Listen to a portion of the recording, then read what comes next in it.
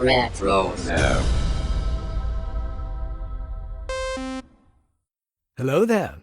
This is James Arnold Taylor, the voice of Obi-Wan Kenobi, and whenever I'm in this part of the galaxy, I listen to Dennis and Jay on Podcast Stardust. Makes flying a little more tolerable. Don't tell Anakin.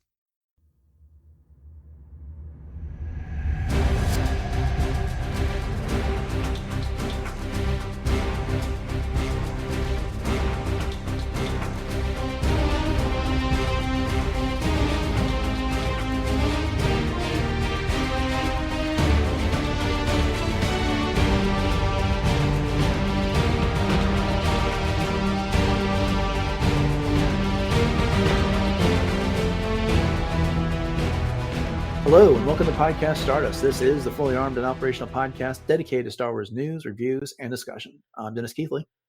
And I'm Jay Krebs. And we are discussing 2 more episodes of Volume 3 of Star Wars Visions on this episode. But before we get into that, Jay, you want to go ahead and remind everybody where we can be found on social media? Absolutely. We are on your Facebook and Instagram conveniently at Podcast Stardust. All right, the dish is aligned, the signal's boosted maximum output, the shield is down. We are now broadcasting to the galaxy. So, as I just mentioned, we are going to be getting back into some more discussion of Volume 3 of Visions by looking at the 4th and 5th installment in this anthology. And those are called The Bounty Hunters and Yuko's Treasure. So, up first, we'll talk about The Bounty Hunters. This will be a full spoiler discussion, by the way, if you haven't seen them. This was produced by WIT Studio, or it's WIT Studio. I'm not sure which one they go with. Quick summary. When Sevn, a bounty hunter, and her droid sidekick, IV-A4, which she calls IV-A4, find themselves in need of repairs, they take a deal with businessman Jin Sim on the planet of Genya. Their mission is to round up some local resistance fighters, but they soon learn that Jin Sim has been enslaving orphans. Sevn and IV-A4 put aside a partnership dispute to overthrow Jin Sim, thereby freeing his slaves before going on the run from Sevn's former military unit again. Boy, I put in my notes Sven. It's Sevn. I don't know why I did that. But anyway, so yeah, there's quite a bit to talk about this one. What did you think of this one overall? Overall, I actually really liked this one. At first, I wasn't so sure that I was on board with Sevn character-wise, but then, as things moved on, I warmed up to her character just a little bit more, but I do think that it was kind of building on the same idea of The Mandalorian. You've got this bounty hunter with a good heart kind of thing. Yep. And they're coming in to, help these kids, and it might not be Grogu, but it's for the greater good. But there's definitely some, good Star Wars feel kinds of things. They did a good job of paying homage to the whole bounty hunter idea with the guild, that was mentioned, and some of the other things. And then there were some other fun Star Warsy kinds of things. Loved the droid in this one, I must say. But there's also some other things that we get to see. I know that we'll talk about later on. That's got some relationship even to the Clone Wars. But then there's also some, other things that didn't quite work for me as well. But it definitely had more strengths, I think, than weaknesses in this particular case. But what do you think? Yeah, I think you put it exactly right there at the end. More strengths and weaknesses in this. And I'll just kind of get to the conclusion first. Of the episodes of Volume 3 of Visions that we discussed so far, this is my second favorite after The Dual Payback. And yes, we'll just keep talking about that episode because it was so awesome. But the how do I say this? I guess this episode dives into quite a few tropes. As you mentioned one already, the bounty hunter with a heart of gold, the kind of the twist ending on things, the exploding slave collars. We've seen that other places. The sidekick that leaves over dispute but returns during the climactic battle. All that stuff. This is not the first time we've seen any of this anywhere. Star Wars has made a whole subgenre out of bounty hunters that end up helping out the people instead of finishing the mission and getting all the money. So we've seen that.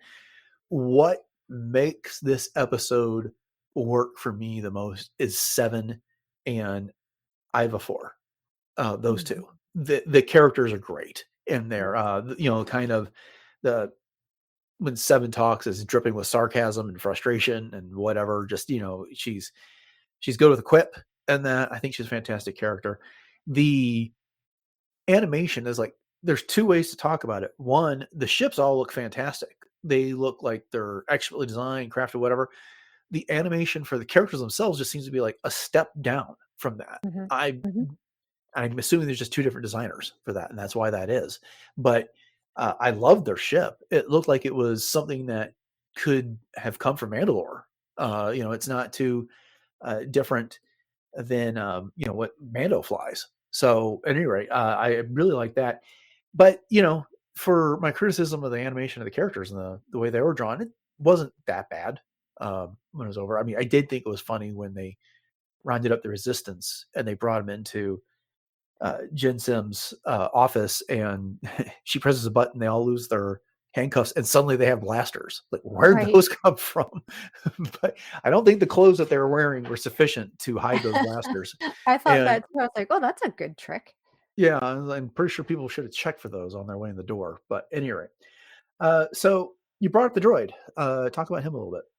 Oh yeah. So I love the dual aspect. Like Sevn says, it's a split personality kind of thing that Mhm. can go from, mild mannered medical droid to assassin droid, just with the a blink of an eye kind of thing. And, on a side note, I think that their relationship kind of reminded me of, a little bit of Lando and L3, the Oh, way that they had banter with each other. And because I feel like, L3 is kind of very much in line with IV-A4's assassin droid side a little bit more than anything else. But I loved the almost like General Grievous feel that uh-huh. it was able to get, and then just kicking butt and taking names. So yeah, I really like that aspect. I was thinking Cassian and K2, but I like your Oh analogy. yeah. The K2 vibe that I got was the way that in IV-A4's medical droid persona, the way they were making recommendations and just some of the incredulity that he would react to with the way that when that advice or the suggestions were not accepted and like Mhm. there. So I like that. I did kind of like the Doc Ock tentacles that he Oh had yeah. when he was activating to do stuff there, and the alternate face from going from medical droid mode to assassin droid mode was quite something as well. Mhm. Yeah, so I thought the droid was good. I like Seven as well. But then we got the villain, Jen Sim Cambelon, who by day is a mild mannered businessman in resource development, head of Zonus Corporation, but by night is a demented slave owner there. He's rounded up all these kids, and we talked about this, I think, the last time we did Visions, just or actually when we were talking about Revenge of the Sith recently. The villain's not the villain in their own mind. And I kind of think he believes his own nonsense, which is these kids didn't have food, they didn't have shelter. I gave them food, I gave them shelter, I gave them a job, and this like that. Oh, but they have to wear a collar that will blow them up. So, Mhm. you know, okay. Nice of you there. But what'd you think of him? Yeah, he's not all that different from, someone like Watto. I mean, that's just in some ways they think that they're doing these kids a favor, Uh-huh. So he's on the surface, he's claiming to want to like reform and rehabilitate, and like you said, giving them a place to stay. And but when it's, really all at the end of the day, it's child labor and exploitation and propaganda. So Yeah. yeah. Yeah.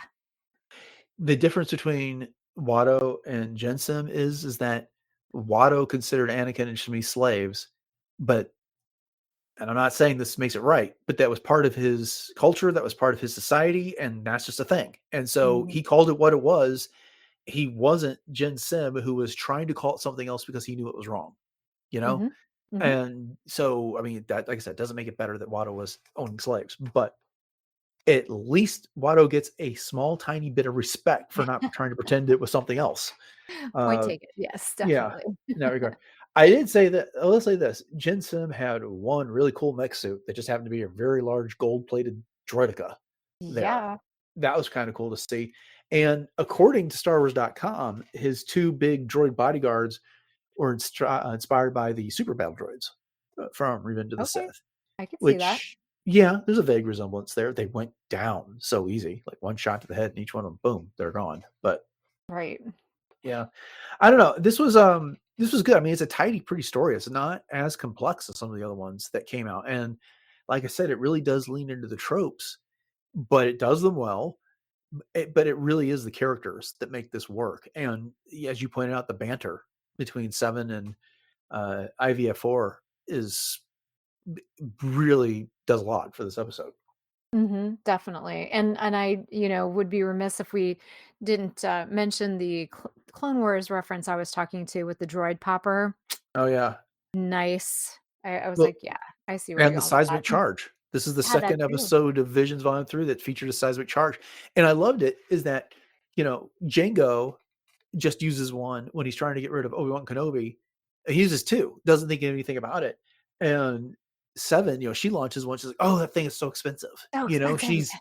Yeah, I mean, she is counting her pennies here because, and I appreciated that about this character, like where Django may have been the most fearsome bounty hunter in the galaxy.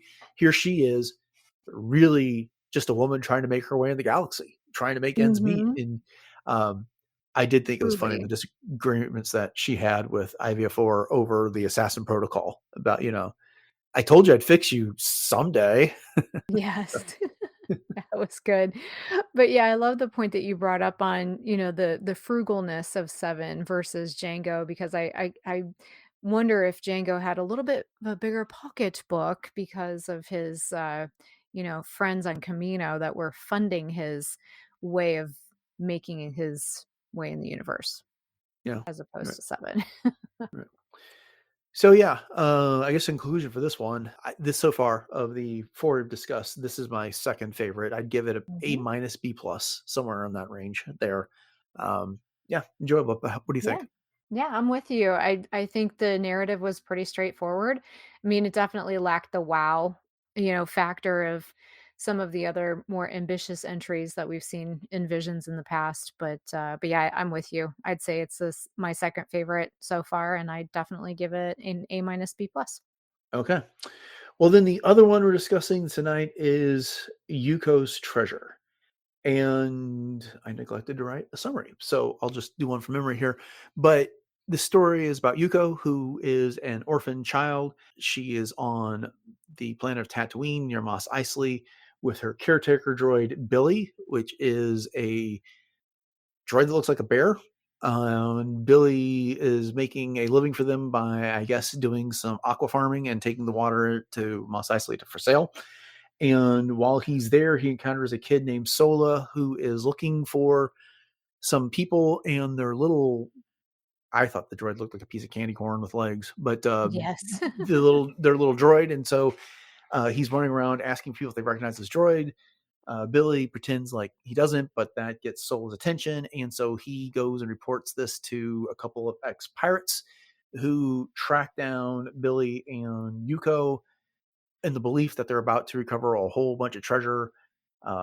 Following a pursuit by a giant cave monster, the pirates are driven away, and then they find out that Yuko's parents have left a starship for Yuko, and that they had been big on humanitarian aid, and so she's going to kind of take over that mission. What do you think about this one? Well, this is definitely a very easy entry for the younger viewers. I mean, it reminds me of something right out of a Saturday morning cartoon for youngsters. It's got okay storytelling. I mean, it's definitely got some things that we're familiar with. I mean, it takes place on Tatooine. It's very warm feeling. It's got that whole idea of, found family, but overall it was okay for me. I guess I just would put it that way. It's definitely very predictable, plays it safe, in terms of storytelling. Doesn't give us a whole lot of new things to look at, but I mean it was a nice little heartfelt found family kind of story, I guess is the best way I can sum it up. I don't even want to talk about this one, to be honest. I hate to be that blunt, but I watched it once, Mhm, didn't like it, and then I couldn't make it to the second viewing to do my mhm. notes for this one, which Fair. is probably why I did not end up writing a summary for it. I was turned off by this as soon as I saw a droid bear with a microwave in its stomach. Yeah. Uh, Yeah. in this one here, the look, I don't want to be one of those people that just goes through and does sarcastic comments on there and like this. I'm going to try and be respectful of the thing and just tell you the stuff that does not work, but it's going to be hard. That I did not appreciate. I don't understand this droid at all. It's a giant bear in there, and that just struck me. I'm trying to ease up off of it as after I just heard what you say what you did, which is it's something that would appeal to a younger audience, and perhaps that's true, but it wasn't segregated that way. It's in the middle. It's the middle episode of an anthology collection here, and it wasn't really described as that way. It's just the next entry in this collection. And so I see this character and I'm like, what is this? We don't see anything like this. I mean, why does it have an oven of all things in the middle of its stomach there? Why is it called Billy? I mean, I don't have to have an exact answer, but that just seems cuteness for cuteness sake. Later, Billy gets reprogrammed by, I kid you not, the villain's name is Foxier on Yeah. that. And then basically Billy becomes Darth Billy. It has a black cape on it and a helmet that's controlling it that looks like the top half of Darth Vader's helmet Right. there. And it just kind of waddles around incompetently trying to destroy Yuko and Sona in this case. Not to mention the Twi'lek. The style of the art there, it looked like she had a puppy's nose in it. Mhm. And that bothered me every single time I saw it. And I don't even know what her little other sidekick alien was called there. And not to mention all the little minions. They look like Cubert stuffed in a soda can or something. I didn't get it in this one.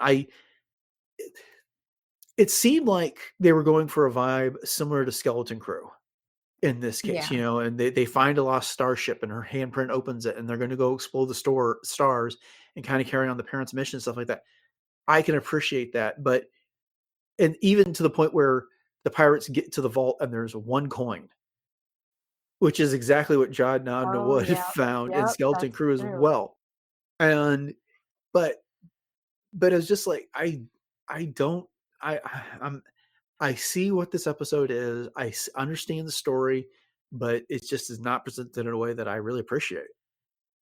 No, I think that's totally fair, and I'm with you. I mean, Billy was definitely one of the weaker parts of this, and, it definitely fails to stand out as a part of the what should be with this whole Visions anthology, which again, not to take away from the creators, but this series prides itself on experimentation Mhm. and pushing limits, and this really fell short of that.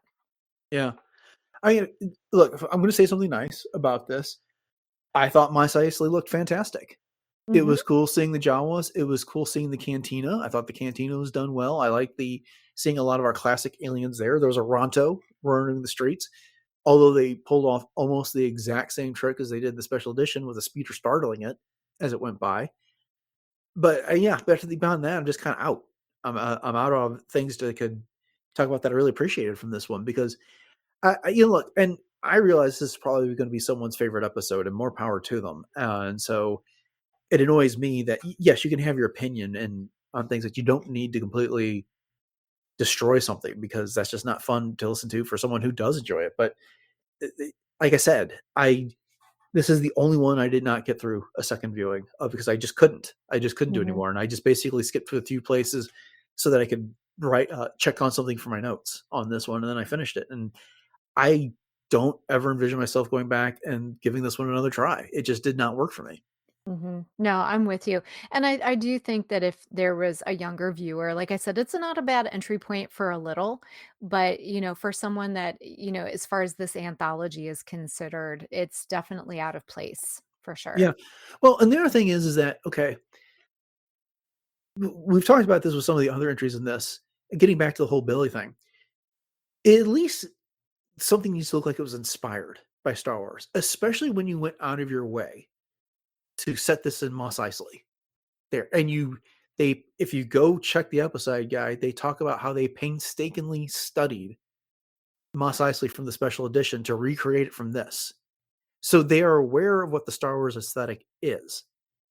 And then they gave us something completely different Hmm. with this bear, and for the life of me, I just don't understand why. And what is fox ear? It looks like something out of Egyptian mythology. It does, yes, yes, I was thinking that exact thing as well. And I I'm glad still want to that's know what that because the two sidekicks are called Gura and Riku. I assumed Gura was a Twi'lek, but I'm not certain that's right. But Riku looks like it is another aquatic species of some sort. mhm, mhm. Like maybe it's a Pokemon almost, but Oh gosh, yeah. I I I don't know what it's supposed to be. The fact is that, and that's just the thing, is like the monster that's in the cave, the six-legged monster that they can't see until they turn around and aim a flashlight directly at it. In that case, why didn't they just use a crate dragon? Mhm, I right. I mean, I don't know why we had to invent another monster for Tatooine. Exactly. No, I'm totally with you on that one. There's yeah, the motivations behind some of the choices and characters and designs were definitely fell quite short of, hitting the mark. Yeah, yeah. I don't know. Is there anything else positive you can say about this one? Because I kind of feel like I've just been way too negative. Well, I think, to end if you wanted to end on a positive note, you did point out the fact they did a great job with Mos Eisley. Mhm. The colors were very warm and striking. It was very easy to follow, I guess you could say that. But yeah, other than that, not a whole lot. Yeah, yeah. I don't Well, easily of the ones we watched, my least favorite. I mean, Mhm, this is a D. I mean, at best. I feel if I'm mhm, being generous there. I'm mhm, sure it worked for someone else and they'll give it a much better grade, but it just no. This is I don't know. It just is I get excited by the prospect of Visions. And, the season 1 had a lot of good stuff and there was a couple I didn't like but I really wish they'd ordered these different and did not put the duel at the very beginning because it just set such a hard bar. I don't know if that's impacting. I don't think it would have made a difference when it came to this one, but the other three we talked about, I wonder if it's impacted my opinion of those because that one was just so incredible. mhm, yeah, and where they actually put it in the anthology as well in the series being pretty much right in the middle, I Hmm. think is going to do it a disservice even further because, I mean, if you have a long list of things that you have to memorize, it's easy to remember the things at the beginning of the list and it's easy to remember the things at the end of the list. But unless something really, really stands out, you're going to forget the stuff in the middle. And unfortunately, this is a pretty forgettable entry. Yeah. Yeah. All right. Well, I think we beat this one up enough. So we could probably go ahead and conclude. But I think, yeah, like I said, Bounty Hunters, I think, is my second favorite that we've got. Mhm, I would So agree. far, and this one was my least favorite of the five we've talked about so far. But Mhm. we'll see what happens next time when we talk about the sixth and seventh installments of Volume 3 of Visions. But that's for another day. Thank you all for joining this episode of Podcast Artist and our discussion of these two entries in the Volume 3 of Visions. We hope you've enjoyed the discussion. I apologize. I don't like being that negative, but I want to be honest on this one. If you can get past that, please consider subscribing to the podcast, and you can do that on your podcatcher of choice. And we'd greatly appreciate your ratings and reviews. That does help get the show noticed by others. And if you want to catch more episodes of Podcast Artists, a lot more positive episodes of Podcast Artists beyond what you're likely to find on your podcatcher, head over to retrosat.com. You can find the entire back catalog of shows, all previous 968 episodes, along with some other great podcasts that are on the network, such as Agent Steel Case Files, Animaniacs, Bruise Blasters, Dork Lair, Doomcast, Enjoy Stuff, Love, Death, and Robots Plus, Superhero Suite, and War Trails. Jay, you want to go ahead and remind everybody what our social media contacts are and where else we can found online? Absolutely. So you can drop us a line, hit us up on Facebook or Instagram at Podcast Stardust. And we're also on YouTube as well as YouTube Music. So please let us know what your reactions to these particular episodes of Visions were. And we'd love to hear them. And you can also subscribe to both of those as well. And while you're at it, you can check out all of our Pinterest boards. We have tons of different things for everything Star Wars. So once again, check that out. And then if you would like to email us, you can do so at podcaststardust@gmail.com. gmail.com. So please send us your questions, your reactions, and everything in between. And we would love to have more of your listener questions, as I just mentioned. And when we have enough, we will put them together in a listener question episode.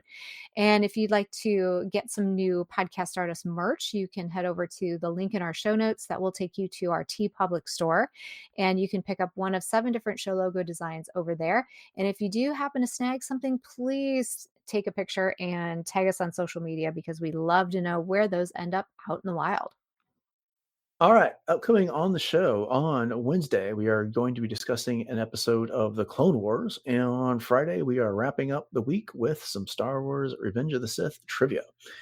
But with that having been said, thanks for listening to episode 969 of Podcast Stardust, everyone. Have a great week. And until next time, may the Force be with you.